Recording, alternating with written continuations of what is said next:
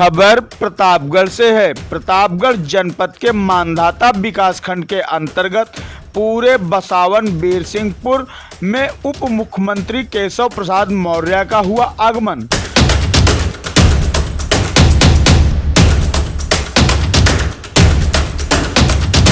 उप मुख्यमंत्री केशव प्रसाद मौर्य का हेलीकॉप्टर विलंब से कार्यक्रम स्थल पर पहुंचा। प्रशासन द्वारा उनकी सुरक्षा का पुख्ता इंतजाम सुबह से ही किया गया था। हेलीकॉप्टर लैंड होने के बाद जिले के भाजपा पदाधिकारियों ने उन्हें पुष्प अर्पित कर उनका स्वागत किया। वहीं जिला के अधिकारियों द्वारा उनका सुरक्षा घेरा तैयार करके उन्हें कार्यक्रम स्थल तक ले जाया गया।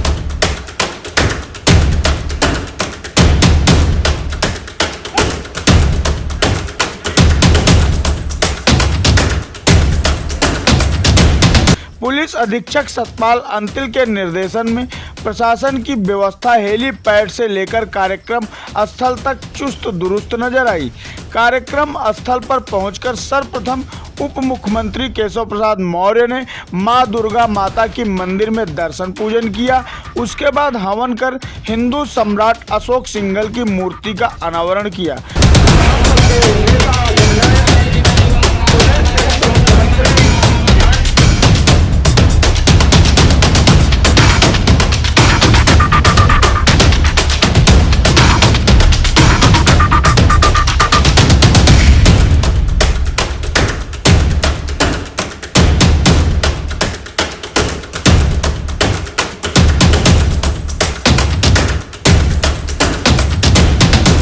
मंच पर पहुंचने के बाद केशव प्रसाद मौर्य का भव्य स्वागत किया गया।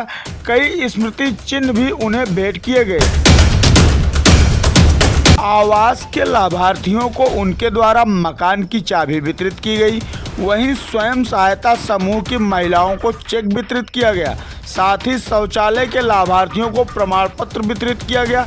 मंच से उन्होंने क्षेत्र की जनता को संबोधित करते हुए कहा, पूज्य अशोक सिंघल जी को केवल उत्तर प्रदेश में नहीं जाना जाता, देश में नहीं जाना जाता, बल्कि पूरे विश्व में जाना जाता है। जिस आंदोलन को उन्होंने अपने जीवन का लक्ष्य बनाने का काम किया, जब भगवान श्री रामलला जन्मभूमि पर ताले के अंदर थे तो श्री राम जन की रथ यात्रा निकाल करके जन जागरण किया कि जो भगवान राम को ताले में बंद रखेगा वह सरकार हम उखाड़ फेंकेंगे। और उस समय की कांग्रेस सरकार हिल गई, राम भक्तों के सामने झुक गई और पूज्य अशोक सिंघल जी के अगुवाई में, पूज्य संतों के मार्गदर्शन में उस आंदोलन का परिणाम यह हुआ कि 1 फरवरी 1986 को श्री राम जन्मभूमि पर लगा हुआ ताला खुल गया। अब राम जन्मभूमि पर लगा हुआ ताला खुल गया, वहां से हमारी समस्याएं समाप्त नहीं हुई थी। आंदोलन कई प्रकार के चले थे। श्री राम शिला पूजन भी हुआ, उसमें लगभग सभी राम भक्तों ने अपना सवा रुपया का योगदान भी दिया। 9 नवंबर 1989 को श्री राम जन्मभूमि पर मंदिर निर्माण करने के लिए उस समय की कांग्रेस सरकार ने शिलान्यास की अनुमति दे दिया, लेकिन कहा शिलान्यास तो कर लो, लेकिन रामलला का मंदिर मत बनाओ।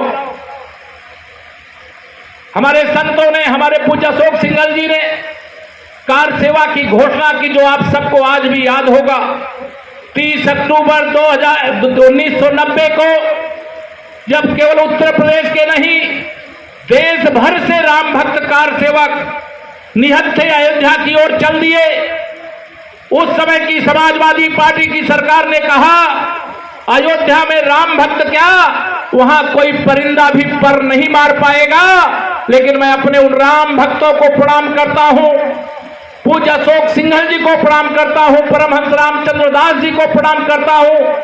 अनेक आंदोलनों में जिन लोगों का राम जन्मभूमि पर भव्य मंदिर निर्माण के लिए बलिदान हुआ, उनका स्मरण करके उनको प्रणाम करता हूं। 30 अक्टूबर 90 को उस समय की समाजवादी पार्टी की सरकार, जिसकी अगुवाई कर रहे थे श्री मुलायम सिंह यादव जी, उन्होंने गोली चलाई, लेकिन गोली चलने के बाद भी राम भक्त रुके नहीं। और भगवान श्री राम की जन्मभूमि पर भगवा ध्वज फहरा करके बता दिया कि यहाँ परिंदा नहीं, यहाँ राम भक्त आ गया है। यहाँ 30 अक्टूबर 90, 2 नवंबर 90 भूले नहीं, उस पर मैं बहुत नहीं लंबी बात करना चाहता। 6 दिसंबर 92 को वह कलंकित ढांचा धराशायी हो गया। मुझे भी सौभाग्य मिला है कि मैं श्री राम जन्मभूमि आंदोलन का एक कारसेवक रहा हूं, आंदोलन का हिस्सा रहा हूं। लेकिन 1986 और 2023 में हम खड़े हैं। 86 और 2024 में रामलला राम जन्मभूमि पर विराजमान होंगे। इतने लंबे अंतराल के आंदोलन के बाद जब देश में 2014 में आप सब लोगों के आशीर्वाद से माननीय नरेंद्र मोदी जी के नेतृत्व में देश में सरकार बनी और 2017 में आपने उत्तर प्रदेश में भी हमारी सरकार बनाने का काम किया। डबल इंजन की सरकार ने डबल रफ्तार से काम किया। देश के सबसे बड़ी अदालत में मुकदमा चल रहा था, मुकदमे की ठोस पैरवी हुई और परिणाम यह हुआ कि जब माननीय नरेंद्र मोदी जी के नेतृत्व में दूसरी बार 2019 में सरकार बनी तो जो पहला काम हुआ था आप सबको मालूम है, उसमें कोरोना काल चल रहा था, लेकिन रामलला की जन्मभूमि पर भव्य मंदिर निर्माण के पक्ष में फैसला आ गया और फैसले के बाद रामलला का भव्य मंदिर का निर्माण प्रारंभ हो गया। आज वह भव्य और दिव्य मंदिर बनकर के तैयार हो रहा है। पूज्य अशोक जी को इससे अच्छी श्रद्धांजलि कोई हो नहीं सकती। हम 550 साल बाद यह शुभ दिन देखेंगे। लेकिन जब मैं यहां पर आज यहां मेरी मातृशक्ति बैठी है, गांव के गरीब किसान और नौजवान बैठे हैं, उनके सामने यह भी कहना मुझे आवश्यक है, अगर हम भगवान राम की जन्मभूमि पर भव्य मंदिर बना रहे हैं, जो वर्षों वर्ष तक झोपड़ियों में रहने को विवश थे, कच्चे घरों में रहने को विवश थे, हमारे माननीय प्रधानमंत्री नरेंद्र मोदी जी ने प्रधानमंत्री आवास योजना की शुरुआत किया। मेरे भगवान राम भी भव्य मंदिर में रहेंगे, मेरे गरीब भी भव्य अच्छे पक्के घर में रहेंगे, या दोनों का संतुलन बनाने का काम किया गया। उत्तर प्रदेश में हम लोगों ने 55 लाख से अधिक गरीबों को प्रधानमंत्री आवास योजना, मुख्यमंत्री आवास योजना से पक्का घर बुनियादी सुविधाओं के साथ देने का काम किया। मैं भी एक गरीब घर से निकल करके आया हूं। कभी सोचा नहीं होगा लोगों ने, देश के अंदर 4 करोड़ से अधिक लोगों को प्रधानमंत्री आवास मिल जाए, आवास के साथ साथ शौचालय बन जाए। आवास आपका गांव में बन रहा है तो 20,000 रुपया से अधिक अपना ही आवास बनाने का मजदूरी के नाम पर पैसा आपके खाते में पहुंच जाए, आपके घर में बिजली का कनेक्शन लग जाए, आपके घर में गैस का कनेक्शन उज्ज्वला योजना में मिल जाए, आपके घर में हर घर नल से जल पहुंचाने की योजना के अंतर्गत पाइपलाइन से जल पहुंचा दिया जाए। गरीब के घर में कोई बीमार हो तो प्रधानमंत्री आयुष्मान भारत योजना से 5 लाख रुपया तक का इलाज करा लिया जाए। यह अनेक सुविधाएं हम भगवान राम का मंदिर बना रहे हैं, बाबा विश्वनाथ का धाम बना रहे हैं, कन्हैया जी की मथुरा को भी सजा रहे हैं, लेकिन हम अपने गरीबों को उनकी अवस्था पे नहीं छोड़ रहे हैं, उनके जीवन को भी खुशहाल बनाने का काम कर रहे हैं।